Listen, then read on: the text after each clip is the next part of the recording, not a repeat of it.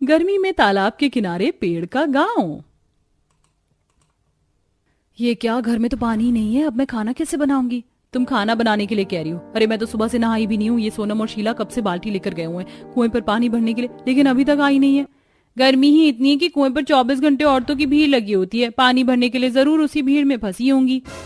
तारा, मेघा और तन्वी तीनों सोनम और शीला के आने का इंतजार करती हैं। थोड़ी देर में सोनम और शीला पानी की आधी आधी बाल्टी भरकर घर आती हैं, जिसे देख तुम दोनों 2 घंटे की निकली हुई हो और इतनी देर में सिर्फ आधी आधी पानी की बाल्टी भर कर लेकर आई हो।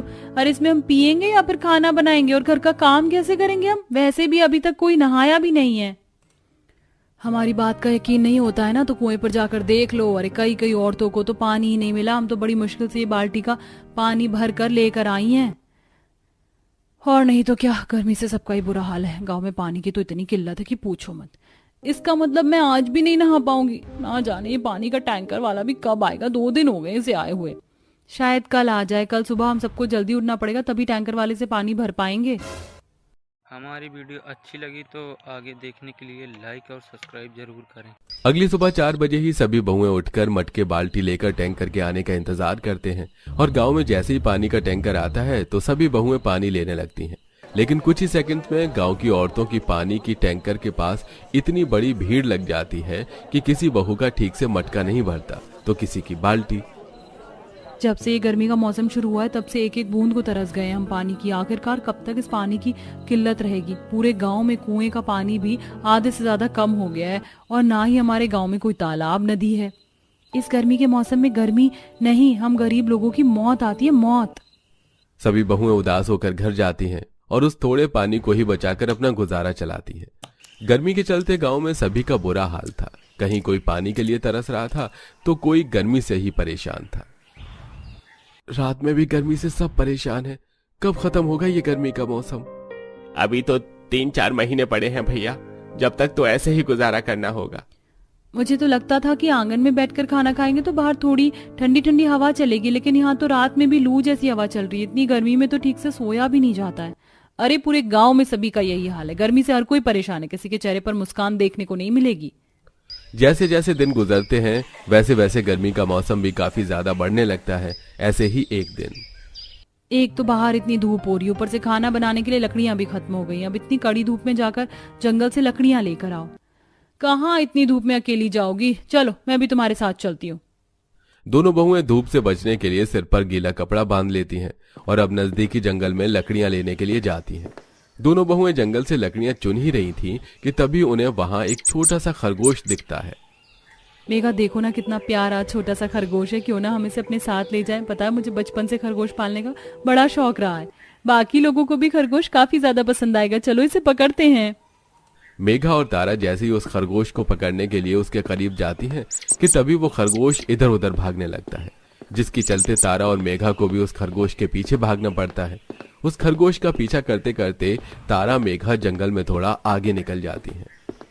लगता है हम जंगल के अंदर कुछ ज्यादा ही आ गए हैं। अब क्या करें? तुम्हें रास्ता पता है हम कहाँ से आए थे?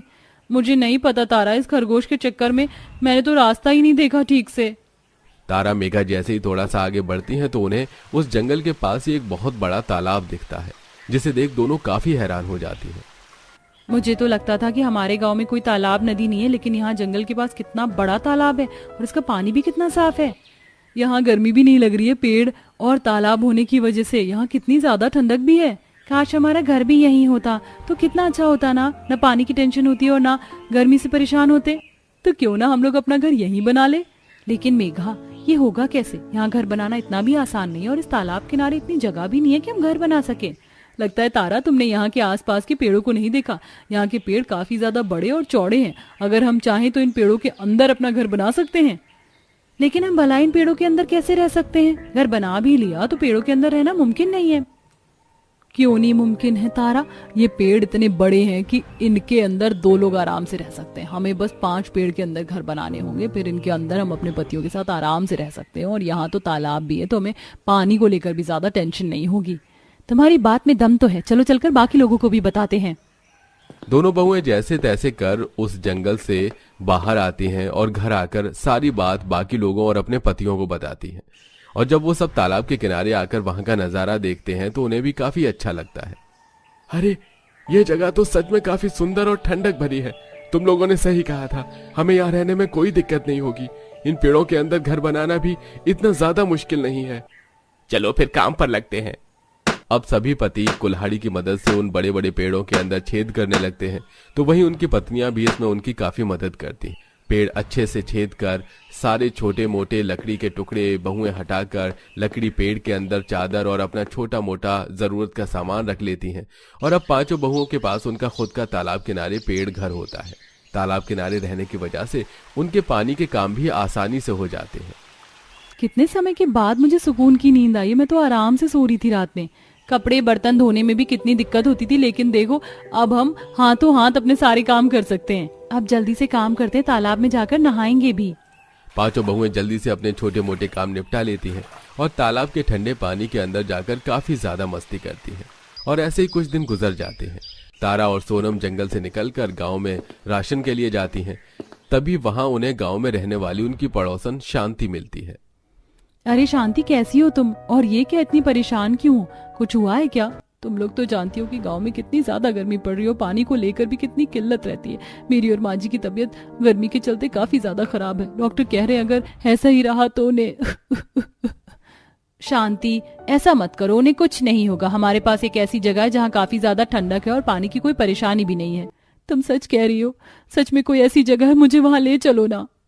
सोनम और तारा शांति को उसी तालाब किनारे वाली जगह में ले जाते हैं। शांति जब वहां का ठंडा माहौल, तालाब और पांचों बहू का पेड़ के घर के अंदर देखती हैं तो वो काफी ज्यादा खुश होती हैं। इन पांचों बहुओं ने तो गर्मी से छुटकारा पा लिया था, लेकिन गांव में कई ऐसे परिवार थे जो अभी गर्मी से जूझ रहे थे, जिसके चलते सभी बहुएं अब गांव वालों को अपनी जगह के बारे में बताती हैं। और अब गांव के लोग और सरपंच उस तालाब किनारे आते हैं। अरे तुम लोगों ने तो काफी अच्छी जगह ढूंढ निकाली है। मैं इतने सालों से इस गांव में रह रहा हूँ और मुझे इस जगह के बारे में कुछ भी नहीं पता, लेकिन हम सब एक साथ यहाँ घर बनाकर रह सकते हैं। हम इतने सारे लोग हैं और यहाँ घर बनाने लायक पेड़ काफी कम है। जरूरी नहीं है कि पेड़ों के अंदर ही रहें। कुछ लोग पेड़ों के अंदर रहेंगे तो कुछ लोग पेड़ों के ऊपर घर बना लेंगे। पांचों बहू के चलते अब पूरे गांव वालों को भी जल्द ही गर्मी से छुटकारा मिलने वाला था। अगले दिन से ही सभी गांव के लोग पेड़ों के अंदर और पेड़ों के ऊपर घर बनाना शुरू कर देते हैं, जिसमें बहुएं और उनके पति भी काफी मदद करते हैं। तो वहीं तारा सबके लिए इस गर्मी के मौसम में ठंडा ठंडा आम पन्ना बनाकर लाती है। अब आप बस थोड़ा आराम कर लीजिए और ये ठंडा ठंडा आम पन्ना पीजिए। 1 से 2 हफ्ते के अंदर ही उस तालाब किनारे उन पेड़ों पर पूरा गांव आकर बस जाता है, जिसके चलते अब सभी गांव वालों को उन 5 बहू के चलते आखिरकार पूरी तरह गर्मी से छुटकारा मिल चुका था। मानना पड़ेगा, तुम पांचों के चलते ही आज हम सभी गांव वालों को गर्मी से छुटकारा मिल ही गया। और नहीं तो क्या, अब हम इस गर्मी के मौसम में भी आराम से खुलकर रह सकते हैं, चैन की नींद सो सकते हैं। और सबसे जरूरी चीज, अब तो हमें पानी की भी कोई दिक्कत नहीं होगी। और यहीं थोड़ी दूर पर एक झरना भी है। अगर कभी तालाब का पानी खत्म भी होने को आया तो झरने का पानी तो है ही। गांव का एक एक इंसान उन 5 बहू को शुक्रिया बोलता है और अब पूरा गांव उस तालाब किनारे उन पेड़ों के अंदर हंसी खुशी रहता है। सरिता दीदी, ये देखो मैंने इस मिट्टी से कितनी मजबूत टिकाऊ हांडी बनाई है। इसमें हमारे पूरे परिवार के लिए फैल से दाल चावल पक जाएगा। जरा मेरा जुगाड़ देखो, मैंने खजूर की झाड़ू बनाई है। आशा, कंचन, कितना कड़ा घाम है, छत की घास लग गई हो तो मचान से नीचे उतर आओ। माँ, हमने सारी जगह घास बिछा दी है। तपतपाती गर्मी, जमुना और उसकी 5 बहू घास का घर, मिट्टी के बर्तन, हाथ पंखा, चटाई, जुगाड़ू चीज बना रही थी, जिसे देखकर पड़ोस ने, बहू हो तो ऐसी, कौशल्या बहन इतनी गरीबी में गुजारा करके रह गई और कितना फर्स्ट क्लास का घास फूस से घर बना लिया। ऐसा ही कह रही है सरस्वती बहन, आजकल के टाइम तो घर तोड़ने वाली बहू का जमाना है। भैया, एक इस जमुना का नसीब कितना अच्छा है, इतना दुख, गरीबी, भूखमरी झेल कर भी 5 बहुएं इसके पाँव धोकर पीने को तैयार है। दोनों पड़ोसन जमुना के जुगाड़ू बहू की तारीफ करने के साथ जल भी रही थी। जहां मोहल्ले में सबने 3-4 मंजिल वाला मकान बनवा रखा था, ये 5 घास का घर क्यों बना रही थी, सारा किस्सा क्या है, आइए पिछली कहानी में देखते हैं। जहां दोपहर के टाइम मकान की छत तपतपा रही थी, 5 बहुएं, उनके बाल बच्चे और सास पसीने से परेशान थे। ये भगवान, इस गर्मी ने तो तबाह करके रख दिया है। सच में आज तो भयंकर वाली गर्मी है, घर भी भट्टी जितना तप रहा है। तभी एकदम से बिजली कट जाती है। हे भगवान जी, एक तो गर्मी आग बरसा रही, ऊपर से करम चली बिजली वाले दोपहर में लाइट काट लेते हैं। लाइट गए 2-4 मिनट गुजरते ही गंगा की हालत खराब होने लगती है। माँ जी, मुझे बहुत ही बेचैनी सी हो रही है, जी भी मचल रहा है। गंगा बहू, तुझे 6वां महीना चढ़ गया है, घर में घमस ज्यादा है। चलो बहू, आंगन में चलकर बैठते हैं। दादी दादी, मैं भी चलूंगा। मैं भी चलूंगी दादी। हाँ हाँ मेरे प्यारे पोते पोती, चलो। पसीने पसीने होकर सब आंगन में छांव देखकर बैठ जाते हैं। आंगन में थोड़ी राहत है, वरना घर के भीतर तो दिन रात भभका छाया रहता है। माँ जी, कुछ तो घर के अंदर गर्माहट इसलिए भी भरी रहती है क्योंकि एक ही कमरे के अंदर पूरे परिवार का पकाना, खाना, सोना सब कुछ होता है, इसीलिए गर्मी पास नहीं हो पाती। अगर हमारे पास भी 2 कमरे होते तो एक में रसोई घर होता, एक में सोते तो ठंडक रहती। बहू, तुम 5 के पतियों की कमाई धमाई भी तो इतनी नहीं है, किसी तरह कमाते खाते जीवन गुजर रहा है। तेरे ससुर जी अगर भरी जवानी में नहीं गुजरे होते तो आज हमारी दशा इतनी गरीबी भरी नहीं होती। उनकी बड़ी इच्छा थी कि जब बहुएं शादी करके आएंगी तो सबके लिए अलग अलग कमरा, टॉयलेट, बाथरूम सब बनवाऊंगा। ये एक कमरा तैयार करवाया था, पता नहीं किसकी हाय लग गई उन्हें। कहते कहते जमुना फूट फूट कर रोने लगती है। तभी 5 भाई आ जाते हैं। माँ, बच्चों, आप सब बाहर क्यों बैठे हैं? अजी, घर के अंदर लाइट नहीं है तो क्या करें? सब लोग अंदर चलिए, अड़ोसी पड़ोसी सब लोग देख रहे हैं, ऐसे अच्छा थोड़े लगता है। अरे सोहन, तू क्यों खिसिया रहा है? अपने आंगन में बैठकर हवा ही तो खा रहे हैं। तभी पड़ोसन सरस्वती अपने मंजिल वाले मकान से मजाक उड़ाती है। हाँ हाँ, तुम लोग ये गरम गरम लू खा सकते हो, एसी कूलर खरीदने की तो औकात नहीं है, 3rd क्लास चीप लोग। पड़ोसन के मजाक उड़ाने पर जमुना झगड़ जाती है। अरे ओ सरस्वती, 4 मंजिल वाला मकान बना लिया तो ज्यादा खुद पर ऐंठ मत। इंसान को अर्श से फर्श पर आने में टाइम नहीं लगता है। माँ, क्यों झगड़ा कर रही हैं? चलिए भीतर सब लोग। सब घर के भीतर आकर बैठ जाते हैं। अरे अब क्या मुहूर्त निकलवाना पड़ेगा खाना मांगने के लिए, भूख से जान निकल रही है, खाना दे दो।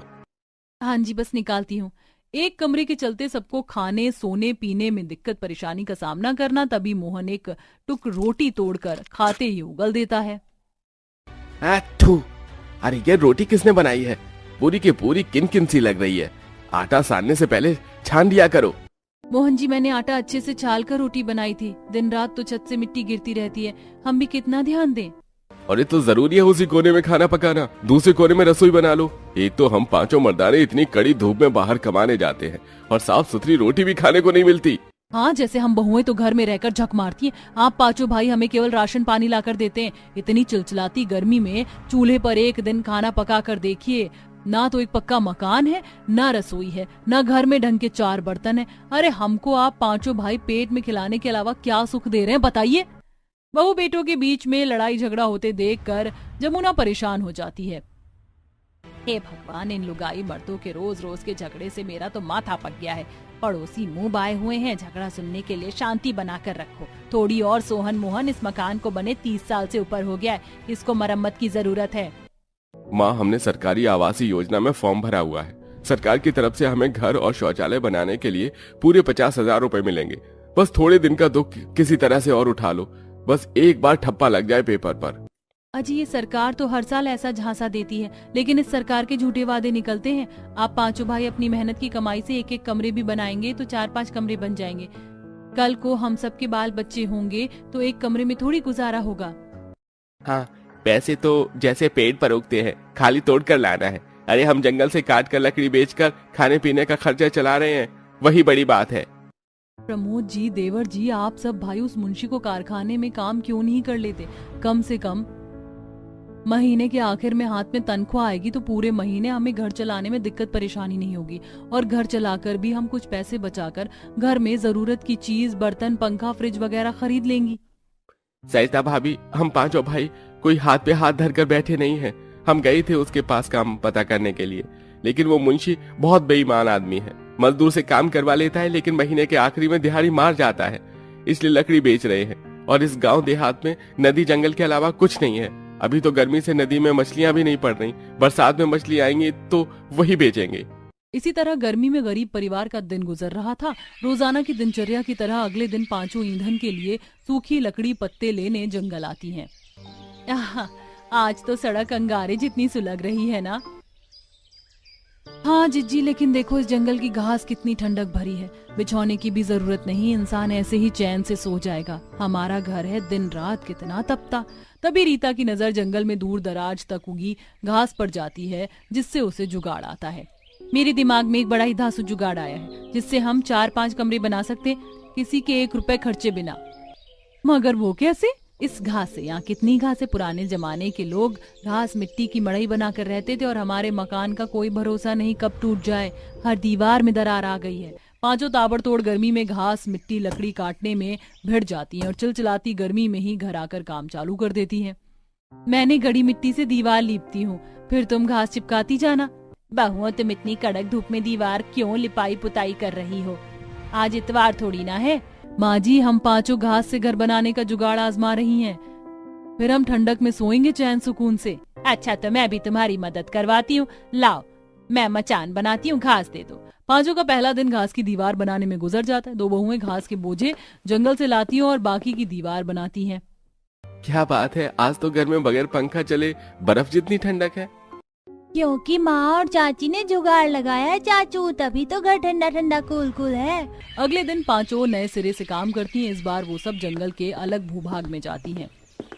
देखो, यहाँ तो खजूर ही खजूर के पेड़ हैं और कितने पत्ते भी झड़े हैं। तुम्हें पता है, हमारे गांव में कभी कोई झाड़ू खरीदता नहीं था। खजूर की टहनियों से ही झाड़ू बनाकर इस्तेमाल होते थे। कंचन की इस बात पर आशा का जुगाड़ू दिमाग चल पड़ता है। तो फिर ये डालियां ले चलते हैं, इससे अपने इस्तेमाल के लिए भी झाड़ू बना लेंगे और बाकी का झाड़ू बनाकर हम बेच भी सकते हैं। इसे कहते हैं आम के आम गुठलियों के भी दाम। इसी तरह पांचों जंगल का सदुपयोग करके घास से घर, पेड़ों के पत्ते से झाड़ू, पंखे, चटाई बहुत कुछ बनाती है। तभी पानी पीते नंदू का मुंह कट जाता है। माँ, मेरा मुंह कट गया। नंदू, कितनी बार कहा है इस वाले ग्लास से पानी मत पिया करो, ये टूटा हुआ है। घर में एक ग्लास भी नहीं बचा है और इतने पैसे हैं नहीं कि टूटे फूटे बर्तन बदलकर नया खरीद लें। मगर टूटे बर्तन घर में पनौती होते हैं, इससे बरकत नहीं आती। क्यों ना हम मिट्टी के बर्तन बना ले। मिट्टी के बर्तन गर्मी में ठंडे रहते हैं, हमारा खाना भी बर्बाद नहीं होगा, अनाज की भी बचत होगी। रीता का मिट्टी से बर्तन बनाने का उपाय सबको पसंद आता है। वो हांडी, भगोना, कढ़ाई सब कुछ बनाती है। इसके बाद वो रसोई घर भी बनाती है। अब बारी टॉयलेट बनाने की थी, जिसमें पांचों के पति एड़ी चोटी का जोर लगा देते हैं। आंगन में इतना गहरा गड्ढा खोद दिया, लेकिन निकासी की होंदी नहीं बनेगी तो टॉयलेट सीट बिठाने का फायदा ही नहीं है, क्योंकि इतनी लंबी पाइप महंगी आएगी काफी। तभी कंचन कड़कड़ाती धूप में मोटा तना वाला बांस काट कर ले आती है। इससे पाइप का जुगाड़ हो जाएगा। ये बांस का सरकंडा पाइप के आकार का है। और रही बात टॉयलेट सीट बिठाने की, तो हम पत्थर का इस्तेमाल करेंगे इसके लिए। अब पांचों सड़कों से काफी पत्थर चुनकर ले आती हैं, जिससे टॉयलेट भी बन जाता है। और इसी प्रकार वो घास लकड़ी की मदद से 5 अलग अलग कमरे, बड़ी सी रसोई सब तैयार कर देती हैं। हमने मिलजुल कर अपना 5 कमरे वाला ससुराल तैयार कर लिया। अब हमें गर्मी में बिच्छम बिच्छे में नहीं सोना पड़ेगा। बाहू, ये तो तुम्हारी मेहनत का फल है, जो आज 1 कमरे से तुम्हें 5 कमरा कर लिया। 5 कमरे वाला ससुराल, रसोई, टॉयलेट बनाने की खुशी में पांचों जुगाड़ू बहुएं सबके लिए खीर, पूरी, आम पन्ना बनाती हैं। भाई, ये सब वीडियो को देखिए, कितनी तगड़ी वीडियो है।